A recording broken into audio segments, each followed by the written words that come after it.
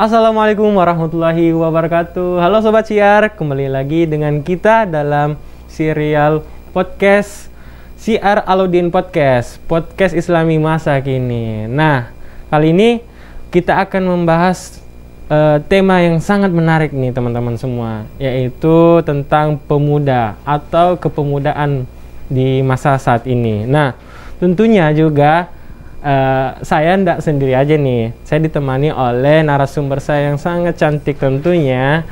Dan beliau juga merupakan wakil dekan 3 Fakultas Dakwah dan Komunikasi Islam UIN Alauddin Makassar. Siapa lagi kalau bukan Bunda kita, Bunda Tanti. Assalamualaikum Bunda, gimana kabarnya Bunda? Waalaikumsalam warahmatullahi wabarakatuh. Alhamdulillah. Alhamdulillah sehat ya Bunda. Well. Oh, Masya Allah, Alhamdulillah. Tadi gimana Bunda, traffic light-nya? Lancar-lancar aja maksudnya? Sepertinya macet, ini, gitu. Permisi buka. Oh ya, boleh dong Bunda. Buka mask-nya. Permisi ya. Biar lebih jelas. Tadi pertanyaannya apa, Al? Gimana tadi Bunda, perjalanan ke Seharian. ini? Seharian ya? Seharian. Sepertinya Samata ini udah seperti kota metro juga. Gimana Jadi tuh maksudnya ngantri. Bunda? Ya, kita sudah melihat mobil-mobilnya itu ngantri, macet sudah ada. Jadi jangan salah. Jadi Samata itu juga udah ada macet-macetnya. Nah. Apalagi kalau pulang sebentar tuh jam sore-sorean berasa. Belum lagi yang banjir-banjir sama lubang-lubang di jalan. Apalagi kayak ini kan musim hujan ya Bunda ya. Benar-benar. Iya. Jadi teman-teman semua, daerah Samata itu sudah seperti kota Jakarta ya Bunda. Kota metropolitan tentunya.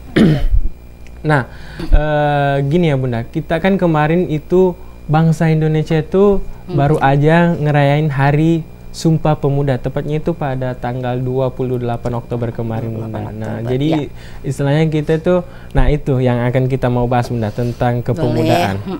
Nah, tentunya Sobat Syiar juga jangan lupa ya, kita ingatkan Syiar Alauddin TV, jangan lupa follow kita di Syiar Alauddin TV tentunya Bunda ya. Siap. Bunda juga ada Instagram nggak Bunda? Ada dong. Ada ya? Apa ya Bunda?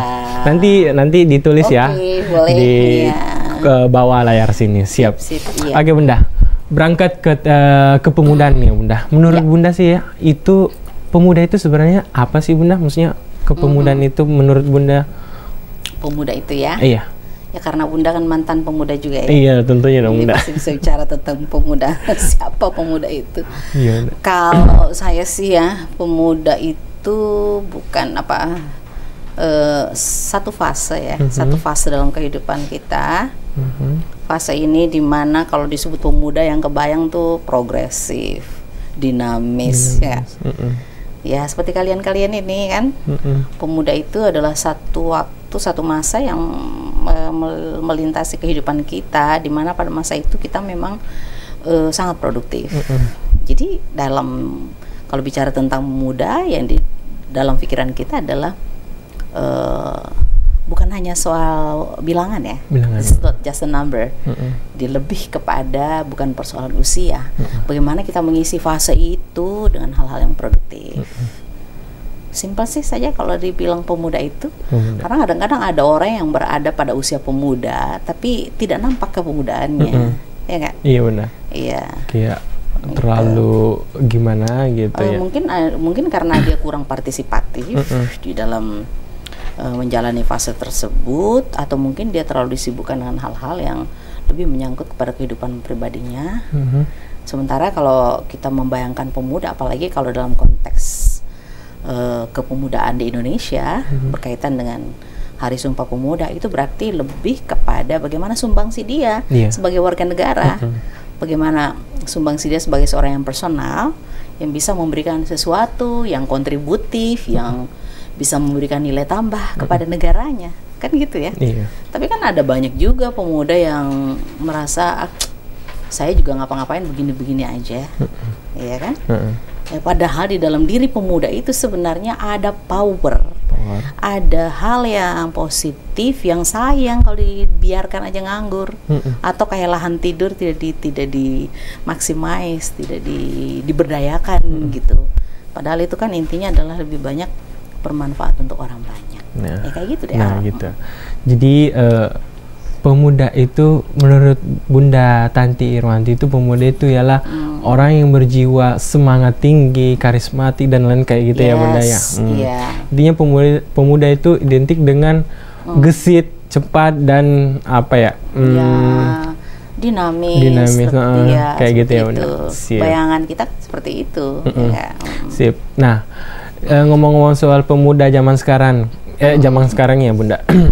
Pemuda zaman sekarang itu apa sih bedanya sama pemuda yang masa Bunda dulu? Kayak gitu menurut Bunda ya, kan kita kan udah terpaut jauh beda waktunya. Di masa gitu Bunda. Jadi pemuda zaman Bunda itu dengan pemuda kita yang zaman sekarang itu menurut Bunda itu apa sih perbedaan diantaranya itu kayak gitu Bunda? Kalau saya melihat sih sebenarnya yang signifikan itu hanya persoalan memang ada era yang berbeda. Kalau bicara tentang kepemudaan itu sendiri buat saya sama di zaman kemarin, zaman dulu. Sama semangatnya, tentu saja pergerakan beda karena tuntutan beda, kondisi beda, cara berbeda, ya kan? Kenapa? Karena lingkungan berbeda. Ada yang di zaman kami dulu juga punya dinamika yang tinggi. Bahkan kalau dibandingkan kemarin itu, saya sering membuat semacam analogi kepada anak-anak. Kamu sekarang di zaman instan, cepat nyerah. Kalau kami dulu karena memang terbangun dengan suasana yang benar-benar harus bekerja dan mencari sendiri, tidak ada Mr. Google yang membantu kita dalam referensi, tidak ada Wikipedia, tidak ada hal-hal lain yang bisa kita petik secara instan. Itu kita benar-benar terpacu untuk mencari sumber sendiri. Jadi tetapi kalau dinamikanya sama, ya, semangatnya sama, ya, saya nggak bisa mengatakan ada yang berbeda. Nah, kalau sekarang kita cari pembedanya karena memang beda masa, beda masa. Tentu kalau kalian melihat potret-potret waktu Bunda jadi pemuda dulu, kalian pasti bilang jadul, udah nggak zaman, pasti.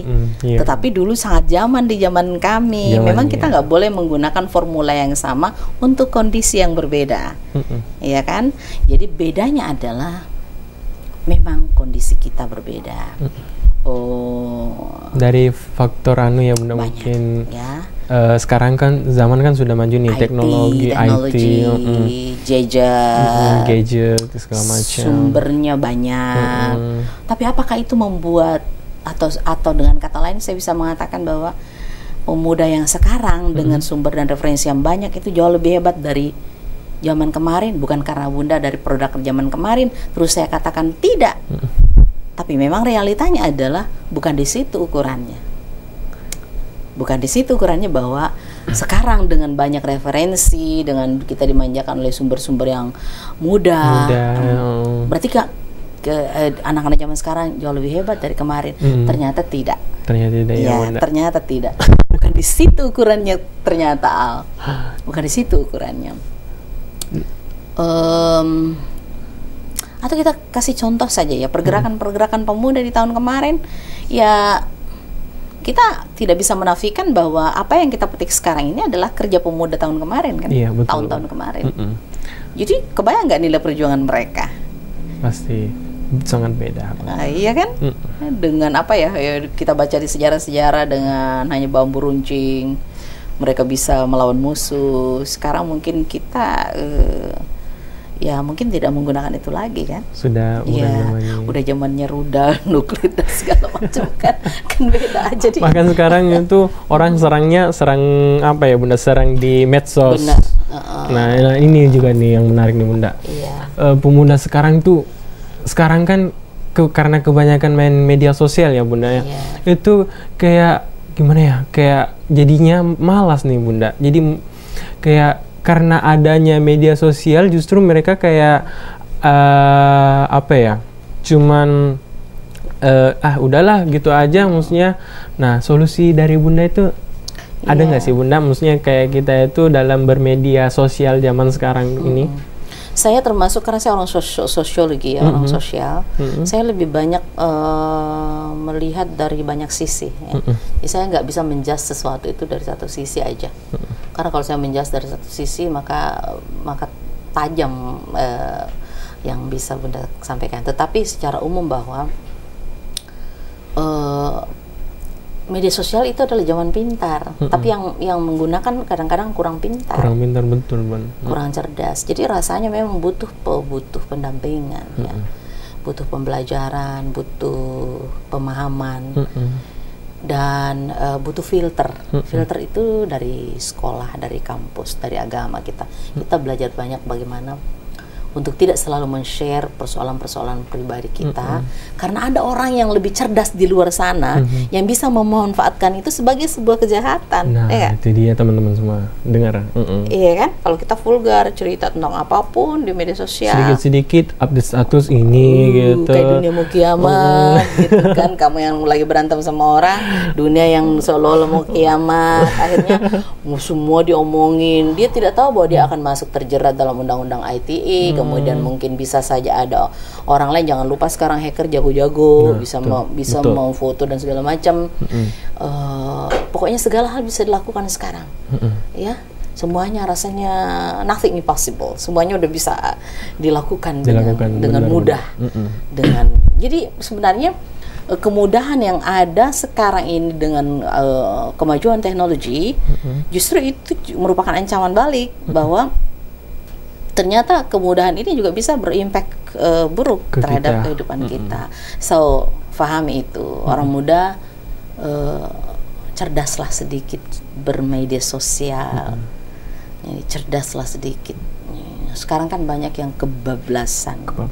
Benar, Bunda.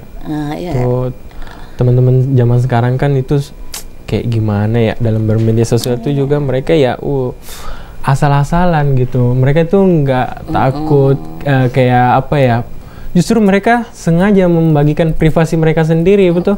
Dan mereka tuh ya tanpa sadar ya udah mereka kayak membiarkan dia untuk dimangsa sama pelaku-pelaku kejahatan. Itu namanya dalam ilmu sosial tuh self image. Self image itu bagaimana kita mencitrakan diri kita. Pencitraan diri. Lebih kepada orang kan sekarang suka, apalagi mohon maaf Bunda juga ikut-ikutan kok. Sekarang kan rame-rame orang pasang foto-foto yang keren-keren, foto-foto pengantin di zaman sekarang udah diedit segala macam, dibuat seolah-olah itu pure. Tapi itu zamannya. Yang kita harus bangun adalah bagaimana membangun filtrasi dalam diri kita agar nggak ikut hanyut. Itu aja sih. Jadi sebaiknya teman-teman semua pemuda-pemudi itu dalam bermedia sosial itu bermanfaat lah. Jangan asal-asalan dalam bermedia sosial tentunya ya. Jangan sedikit-sedikit kita kayak baru putus dari pacarnya nih Bunda. Kan banyak nih ya Bunda. Seolah-olah dia kayak gimana ya? Apa ya? Pokoknya mereka itu bablas lah, iya, bablas gitu. Ya. Dan sayangnya kita berharap ada orang tua mengingatkan, orang tua juga bablas. Orang tua juga. Orang tua malah lebih kenceng lagi. Jadi sebenarnya kalau saya sih lebih kepada self control. Kita mesti belajar mengendalikan hasrat kita. Nah, Bunda kan sebagai orang tua nih Bunda ya. Gimana ketika Bunda dapati ada anak-anak Bunda yang misalnya kayak begitu bablas, apa sih Bunda yang Bunda itu akan tindak lanjuti kepada mereka itu? Saya mengikuti semua akun anak-anak saya. Dan biasanya sih saya negur. Ya, bukan 1, 2, 3 apa ya, saya tegur mereka. Kalau misalnya ada hal yang menurut saya itu nggak cocok, saya langsung tegur. Saya langsung tegur. Tapi lebih banyak pembelajaran awal ya untuk mengingatkan bahwa sekarang seperti ini. Tetapi kalau saya udah lihat ada hal yang kayaknya over, ya bukan mereka juga tidak pernah lakukan. Ya ada juga kadang-kadang karena kesel mungkin sama seseorang, terus ditimpali di wall, di beranda, di mana, di story-nya segala macam. Saya pasti saya ingatkan. Kadang malah saya agak keras, delete langsung ya Bunda. Langsung delete itu, karena itu miliknya orang banyak, bukan milikmu saja. Memang kamu menulis, tapi akhirnya yang sakit hati orang, yang sakit mata orang, yang nggak enak telinga orang, jadi delete. Saya bilang gitu, ganti. Jadi mereka biasa dengar. Dan itu sudah jarang saya jumpai penyimpangan anak-anak. Artinya sudah terkontrol ya Bunda? Insya Allah. Alhamdulillah. Nah, ngomong-ngomong parenting juga ya Bunda, kan sekarang nih ya lagi ngehits banget. Kemarin kan juga itu lagi turnamen Mobile Legend ya Bunda. Nah, yes. Kalau menurut Bunda sih ya Bunda, menurut Bunda tuh Bunda tanggapannya kepada pemuda-pemudi yang suka ngegame nih Bunda. Apa sih Bunda, maksudnya dari Bunda itu, Bunda pro kah atau kontra kah terhadap teman-teman yang suka ngegame gitu Bunda? Gimana Bunda? Ini mau tahu beneran atau apa banget nih? Dari Bunda aja sih. Nanti kalau saya jawab ini kayaknya dasar kan pasti emak-emak itu pasti nggak suka gitu kan. Tetapi saya harus jujur mengatakan bahwa itu tidak mendidik. Nggak mendidik ya Bunda? Tidak mendidik. Pertama, kecanduan itu sesuatu yang buruk. Apapun itu, meskipun itu kesenangan. Orang candu terhadap kesenangan yang berlebihan. Pokoknya yang namanya candu itu over kan, overlap. Jadi harus sebenarnya dikontrol. Makanya saya selalu berpikir self control itu sangat penting. Tetapi apa yang mampu membuat anak-anak meninggalkan kecanduan tersebut, sementara gerusan dari media, dari game ini sangat besar, bahkan membuat anak-anak tuh berani melawan orang tuanya, berani meninggalkan sholatnya, berani membantah orang tua, berani nggak makan, tidak tidur, hanya karena itu. Saya masih memikirkan formula yang tepat untuk memberantas itu. Cuman saya sih kalau mau ngomong, mudah-mudahan ada yang denger, blokir aja deh. Saya nggak mau anak-anak remaja, anak pemuda tuh ke depan jadi sakit gitu. Tapi gimana nih Bunda? Maksudnya kan mereka nih ada juga yang dapat keuntungan dari situ Bunda, dari price ya, cuan. Zaman sekarang kan gitu kan Bunda. Jadi Al kan punya adik-adik di rumah nih, mereka tuh main game terus tanpa disadari. Pernah nih satu ketika dapat itu, dia tiba-tiba itu belanja uang elektronik untuk game itu, dan kok gitu ya, tapi banyak pasti kan. Tapi dari mereka tuh bilang, ini kan nanti kembali lagi. Maksudnya dia bilang itu Bunda, kita dapat keuntungan juga dari situ. Terus nggak cuman game itu katanya pembodohan, tapi katanya mendidik lah Bang, katanya bisa merangkul, maksudnya menjaga keharmonisan dalam apalah persaudaraan kayak gitu. Jadi kayak main game itu mereka dituntut untuk saling dukung satu tim sama lain kayak gitu Bunda. Itu gimana? Jiwa kan sama-sama sosial. Gitu. Persoalannya saya kok nggak percaya ya kalau misalnya orang bisa dapat keuntungan dari game itu, karena sebenarnya kan dibuat supaya orang jadi semakin terangsang nonton terus. Ya, coba lihat, kita realis saja ya, meskipun saya berhadapan orang muda nih, orang muda mungkin pasti nggak setuju sama Bunda nih. Coba lihat realitanya, kan sekarang memang begitu kondisinya. Bahwa orang lebih suka mempertaruhkan waktu di game tersebut, sampai udah banyak yang penyakit saraf kan. Nah itu dia persoalan itu kan banyak. Dan adakah yang di antara kalian, hai penonton, kalau lagi main game atau bunyi azan diletakkan gamenya, udah gitu sholat, ntar dulu game, saya mau sholat dulu kayaknya nih. Belum tahu deh, belum tahu. Saya bicara realita ya, saya bicara realita ya. Saya lebih suka realistik ketimbang saya mengandai-andai atau sok berpihak, sebab saya juga sangat sangat kooperatif persoalan yang anak-anak suka. Yang sebenarnya ingin saya katakan adalah harusnya ada semacam, karena gini, ada pekerjaan kapitalis yang sebenarnya melakukan pembodohan dengan cara seolah-olah memberikan kemanjaan, kebaikan, seolah-olah game itu tantangan. Itulah yang mudah-mudahan tidak dianggap strange apa yang Bunda bilang, yang boleh dong, karena saya bisa berpendapat bahwa it's bullshit. Game mungkin boleh ya kalau misalnya kita buat semacam permainan yang edukatif. Edukatif kan banyak. Apakah Mobile Legend itu ada edukatifnya? Mungkin ada. Tantangannya, teknik-tekniknya, triknya mungkin ada. Tapi saya kira lebih kepada persoalan unsur-unsur bisnis di dalamnya. Gitu ya. Iya. Mohon maaf kalau Bunda harus mengatakan ini. Benar-benar. Kan ini pendapat dari Bunda ya kan. Beda lagi dari pendapat anak-anak atau pemuda-pemuda zaman sekarang. Yes. Nah, ngomong-ngomong itulah Bunda, tentang education.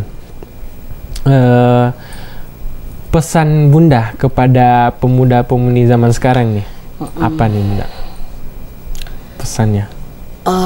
Nikmati setiap detik dalam kehidupanmu dengan baik.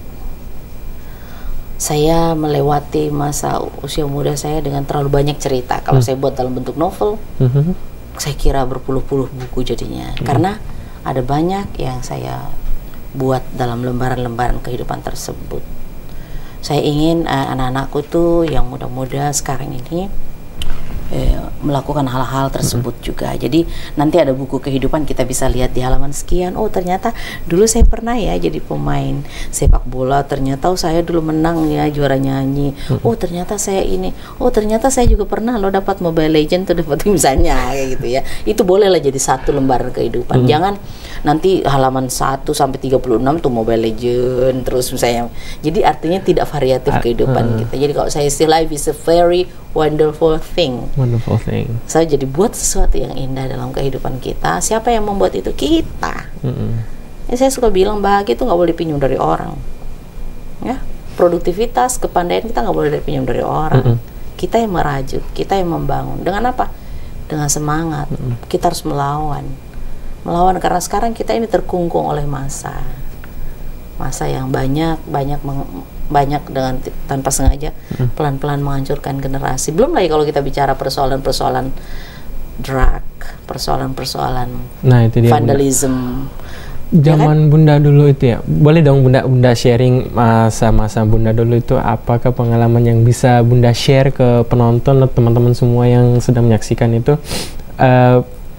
pengalaman dari Bunda, kira-kira apa yang Bunda bisa share kepada penonton? Ada nggak sih Bunda? Waktu dulu Bunda apa gitu, yang berkesan lah Bunda, maksudnya pada saat itu Bunda ini gini gitu ya? Begini, zaman Bunda dulu muda. Ya saya masih sekolah itu udah saya harus mengenal diriku, potensi apa yang ada dalam diriku dan saya pengen apa. Jadi goal setting itu adalah hal yang sangat penting. Saya pengen tahu dari sekarang saya berjalan, saya itu mau nyampe ke sana itu di mana itu nyampe itu nyampe kemana. Jadi saya harus setting. Dengan setelah saya tahu tujuan saya ke sana, maka saya akan mencoba merintis jalan itu sampai ke sana. Karena saya tahu potensi saya dulu di sastra. Meskipun saya lulus SMA IPA, saya akhirnya mengambil sastra Inggris di Unhas kan. Dari sastra Inggris itu ya karena saya suka broadcasting, saya belajar tentang apa, saya masuk menjadi penyiar. Saya siaran sejak SMA kelas 2 udah jadi penyiar. Bunda penyiar di mana sih dulu Bunda? Banyak ya. Boleh dong Bunda di-share ke terakhir. Ya saya dulu melanglang buana di radio amatir. Udah gitu masuk di Radio Gandaria. Kalian pasti belum lahir. Radio Gandaria itu terus ke radio Gamasi. Di sana itu terus berproses. Akhirnya ya di RRI saya jadi penyiar juga waktu itu masih kuliah. Berapa lama itu Bunda? Saya semester akhir itu udah menyiar bawa acara siaran bahasa Inggris. Saya menyiar dalam bahasa Inggris. Ya, English program di RRI waktu itu.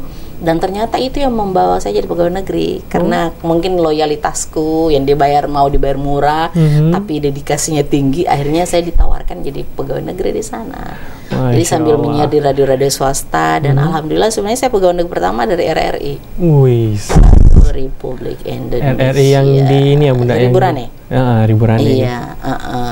Lalu pindah ke UIN Alauddin itu mengurus siaran karena kebetulan saya sebagai praktisi penyiaran dulu kita mau membangun stasiun radio di sini nggak ada praktisi yang ngurus kan, akhirnya saya diminta untuk pindah. Jadi awal Bunda pindah ke Fakultas Dakwah itu dari situ ya Bunda, dari di KPI, jurusan KPI kemudian langsung ngurus penyiaran. Sampai hari ini kayaknya belum berhenti deh urus kepenyiaran itu. Bunda nih super duper sibuk, tahu teman-teman. Bunda itu banyak urus. Ya sekarang udah mulai belajar cooling down. Udah capek kemana-mana. dulu terbang kemana-mana, ngurus radio, belajar public speaking, retorika, mengajar seluruh Indonesia kemana-mana di kontrak. Tapi akhirnya belakangan ya semua masa ada. Saya harus membagikan ilmu itu. Saya bukan lagi pelaku, tetapi lebih kepada the woman behind the gun. Begitu Al. Oke aja. Mungkin cukup itu aja di Bunda bincang-bincang kita kali ini. Nanti mungkin next time we talk about apa ya, academic on campus maybe. Absolutely. Boleh dong. Boleh Bunda. Thank you very much Bunda.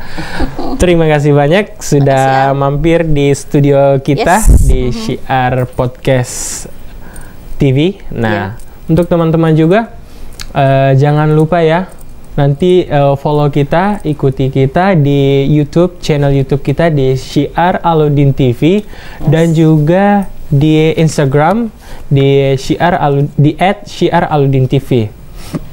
Nah, oh ya, tadi Bunda Instagramnya apa sih Bunda? @Irwanti apa ya Bunda? Tanti Said. Irwanti Said. Tanti Said. Ya, nah, jangan lupa juga follow Bunda di Instagram Tanti Said, di @Tanti Said. Nah, juga. Dan satu lagi Bunda, jangan lupa follow juga di FDK UI6, Fakultas Dakwah, dan itu akun resmi official dari Fakultas Dakwah dan Komunikasi UIN Alauddin Makassar. Nah, untuk pemuda sekalian, nah pesan dari Bunda tadi, ingat ya, apa ya Bunda? Yang paling pertama tadi itu pemanfaatan waktunya. Ya.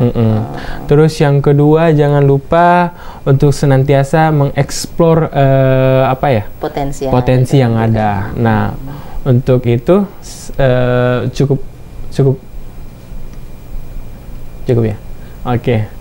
Thank you very much sudah nonton di Syiar Alauddin Podcast. Nantikan serial dari kami yang terbaru di Syiar Alauddin Podcast. See you. Assalamualaikum warahmatullahi wabarakatuh. Waalaikumsalam warahmatullahi wabarakatuh. Bye.